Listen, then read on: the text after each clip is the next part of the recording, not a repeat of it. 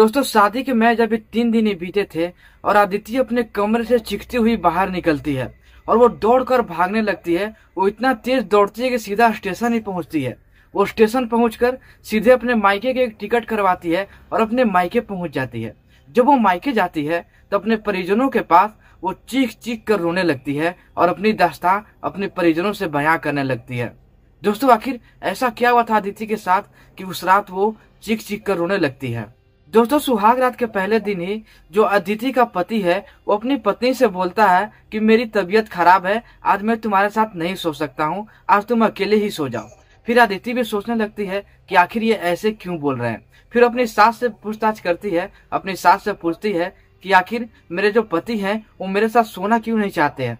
फिर जो सास है वो भी समझाती है कि आज तुम्हारे पति की तबीयत खराब है, आज तुम अकेले ही सो जाओ, कल से तुम्हारे पति तुम्हारे साथ ही सोएंगे। अदिति बोलती है कि चलो कोई बात नहीं, रात भर जगे हैं तो तबीयत खराब तो होगी ही। फिर अदिति अकेले ही सो जाती है।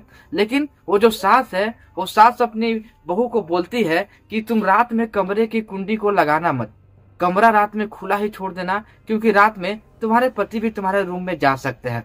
अदिति भी इसको कॉमन समझती है कि हाँ रात के वक्त में कभी भी मेरे पति भी आ सकते हैं। तो उसने कमरे को अंदर से बंद नहीं किया, सिर्फ दरवाजे को लगा दिया। उसके बाद क्या होता है कि रात के 3 बजे करीब में कोई शख्स अदिति के कमरे में घुसता है। जब वो शख्स कमरे में इंटर करता है तो अदिति भी सोचने लगती है कि शायद मेरे पति ही होंगे, क्योंकि उस कमरे की लाइट भी बंद थी और रात में कोई लाइट जला के सोता भी नहीं है। तो अदिति भी उस कमरे की लाइट को बंद कर दी थी। जब वो शख्स अदिति के सामने जाता है और उसे छूने लगता है तो अदिति भी उसे पकड़ती है। फिर अदिति जब उसके फेस पे अपने हाथ को फेरती है तो देखती है कि हमारे पति की तो दाढ़ी नहीं थी और वो जो शख्स अदिति के साथ बैठा हुआ था उसके फेस पे दाढ़ी ही दाढ़ी थी। और अदिति बहुत ज्यादा डर जाती है कि आखिर ये दाढ़ी वाला इंसान कौन है। वो फौरन उस कमरे की लाइट को ऑन कर देती है। जब कमरे की लाइट जलती है तो वो शख्स वहीं पे पकड़ा जाता है। फिर वो शख्स बोलने लगता है कि मैं यहीं पे रहता हूँ बगल में, गलती से इस कमरे में चला आया था आपको देखने के लिए, क्योंकि मैं आपको नहीं देखा था। वो अदिति इसको कॉमन समझती है, लेकिन अदिति हल्का सा डर भी रही थी कि आखिर ये रात में मेरे कमरे में क्यों आया। दोस्तों रात तो कैसे कैसे कट ही जाती है, लेकिन इन 2 दिनों के अंदर अदिति के साथ कुछ ऐसा होता है कि उस कमरे से वो चीखते हुए भागती है और स्टेशन पहुंचती है और फिर अपने घर में जाकर सारी बातें जब बताती है तो उसके परिवार वाले भी हैरान और परेशान हो जाते हैं।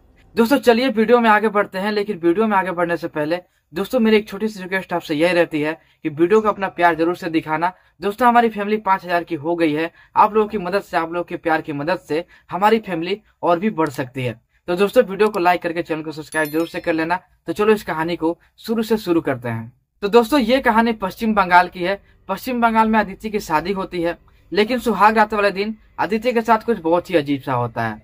सुहाग रात के दिन हर एक पत्नी यही चाहती है कि मेरे पति का प्यार मुझे भरपूर मिले और मेरा पति मेरे साथ दे। तो दोस्तों उस दिन लेकिन अदिति के साथ ऐसा कुछ होता नहीं है। सुहाग रात के दिन अदिति अपने कमरे में सोई हुई थी और अपने पति का इंतजार कर रही थी, लेकिन उसका इंतजार करने का कोई फायदा होता नहीं है, क्योंकि उसका पति उस रात उस कमरे में आता ही नहीं है। जब उसका पति नहीं आता है उस कमरे में तो वो अपनी सास के पास जाती है और पूछती है कि मेरे पति आखिर है कहाँ।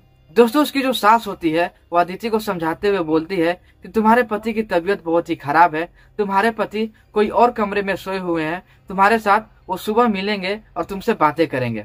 लेकिन अदिति बोलती है कि नहीं, मेरे पति का साथ मुझे अभी चाहिए, मेरा पति कहाँ है जल्दी तुम बताओ, मेरे पति मेरे साथ ही आज रात सोएंगे।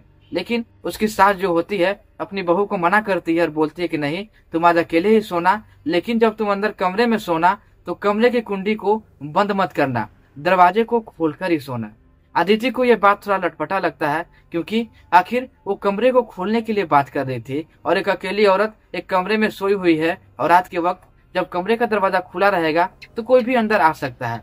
यही बात अदिति को थोड़ी सी अखड़ती है और बोलती है कि ठीक है, मैं कमरे को बंद नहीं करूंगी। लेकिन कमरे को ना बंद करने का कारण भी वो पूछती है। जब अपने सास से कारण पूछती है कि आखिर मैं कमरे को बंद क्यों नहीं करूंगी, तो उसकी सास बोलती है तुम्हारे पति का अगर तबीयत ठीक होगा तो रात के वक्त तुम्हारे घर में आ सकते हैं। दोस्तों नई दुल्हन अदिति अपने सास से ज्यादा सवाल जवाब नहीं करती है और अपने कमरे के अंदर जाती है और दरवाजे को बंद कर देती है, लेकिन सिर्फ कुंडी को अंदर से लगाती नहीं है, यानी कि दरवाजा कोई भी ठेलता तो दरवाजा खुल जाता। फिर रात के जब 3 बजते हैं तो उस कमरे में एक आदमी एंटर होता है। उस कमरे में जब वो आदमी घुसता है तो अदिति की नींद खुल जाती है। वो सोचती है कि शायद मेरे पति आ गए हैं। अब वो अदिति अपने पति के पास पहुंचती है और अपने पति को छूने की कोशिश करने लगती है। उसके बाद जब वो छूने लगती है तो अचानक से अदिति का हाथ उसके चेहरे पे जाती है। जब चेहरे पे हाथ जाती है तो अदिति डर सी जाती है, क्योंकि उसके पति का एकदम क्लीन शेव था, उसके चेहरे पे कोई भी दाढ़ी नहीं थी। और वो जो शख्स अदिति के साथ बैठा हुआ था उसके फेस पे बहुत सारी दाढ़ी थी।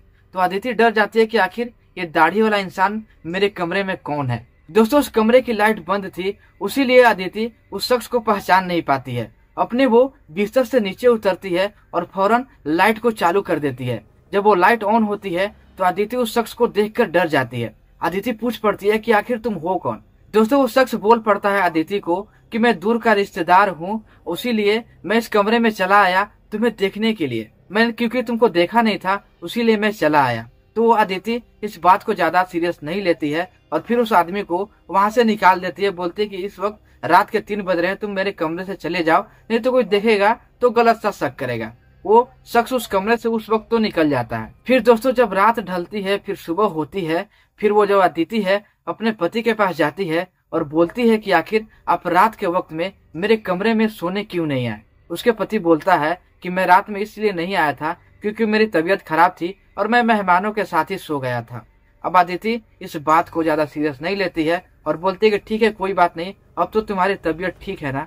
उसका पति बोलता है कि हाँ, मेरी तबीयत ठीक है, आज रात हम दोनों साथ में ही सोएंगे। उसकी बातों को सुनकर उसकी पत्नी बहुत ज्यादा खुश होती है और अपने कमरे में चली जाती है और फिर जो भी है तैयारियां खाना पीना बनाने का सारा खाना वाना बनाती है। उसके बाद अपने पति को भी खिलाती है, अपने सास को खिलाती है।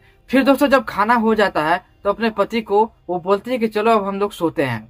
तो वो जो अदिति की सास होती है वो बोलती है कि आखिर कितनी बेशरम ये बहू है, मेरे बेटे के हाथों को पकड़कर ये जबरदस्ती अपने कमरे में ले जा रही है। तो वो जो बहू थी जिसका नाम की अदिति था वो भी गुस्से में होती है। बोलती है कि आखिर मैं तुम्हारे बेटी से शादी की हूँ तो रात के वक्त मैं अकेले कैसे सो सकती हूँ, और आप कैसी सास हो कि मुझे अकेले सोने के लिए भेज रहे हो। वो इशारों में बोलने की कोशिश कर रही थी कि मेरे कमरे में कोई और भी आ सकता है, आखिर मैं तुम्हारे बेटे के साथ कमरे में सोऊंगी तो क्या दिक्कत है, आखिर हम लोगों की शादी हुई है। तो जो सास है वो बोलती है कि ठीक है, तुम कमरे में सो जाओ, लेकिन मेरे बेटे की तबीयत खराब है, तुम मेरे बेटे को ज्यादा परेशान मत करना और तुम दोनों साथ में सो सकते हो।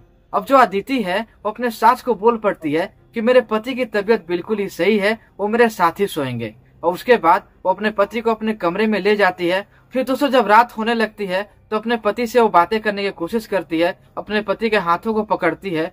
तो पति अपने पत्नी को मना कर देता है और बोलता है कि मैं ये सब तुम्हारे साथ नहीं कर सकता। दोस्तों, अदिति अपने पति के हाथ को पकड़ने की कोशिश करती है, लेकिन उसके जो पति है उसको दूर धकेल देते हैं। अब अदिति सोचने लगती है कि आखिर मेरे साथ ये ऐसा बर्ताव क्यों कर रहे हैं। उसके बाद अदिति अपने पति से बोलती है कि आखिर तुम किस जन्म का बदला मुझसे ले रहे हो कि मुझसे इतना ज्यादा नाराज हो, आखिर मैंने ऐसा क्या कर दिया।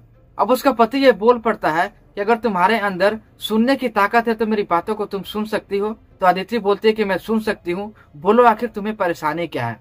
अब वो जो पति है अपनी पत्नी को बोलता है कि मैं एक लड़के से प्यार करता हूँ और मैं एक लड़के के साथ ही रहता हूँ।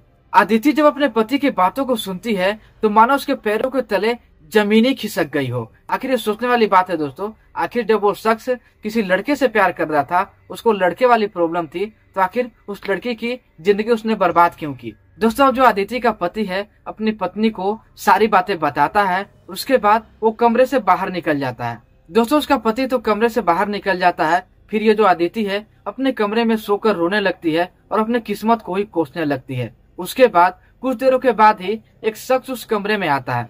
दोस्तों, ये वही शख्स था जिसके फेस पे बहुत सारी दाढ़ी थी।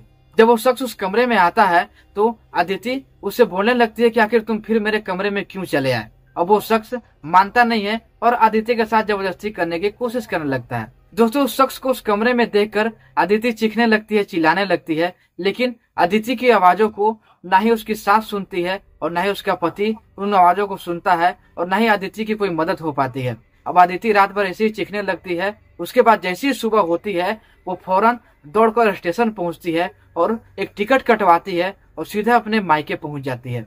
जब वो अपने मायके जाती है तो सारी बातें अपने परिवार वालों को बताती है, अपनी माँ को बताती है, अपने पिता को बताती है।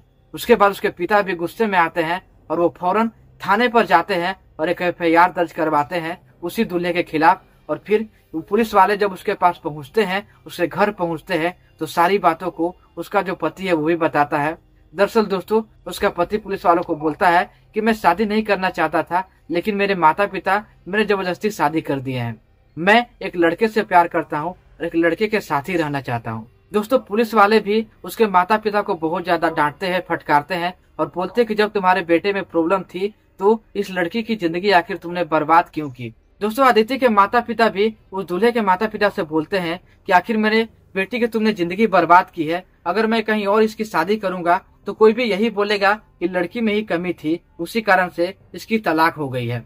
दोस्तों, ये बात सही भी है, कहीं भी लड़की के बारे में ही बोला जाता है। तो दोस्तों, हमें दीजिए इजाजत। तो अब इस वीडियो को यहीं पे खत्म करते हैं, लेकिन इस वीडियो के बारे में अपनी राय हमें कमेंट बॉक्स में जरूर से शेयर कर देना। और चैनल पे नए हो तो वीडियो को लाइक करके चैनल को सब्सक्राइब जरूर से कर लेना।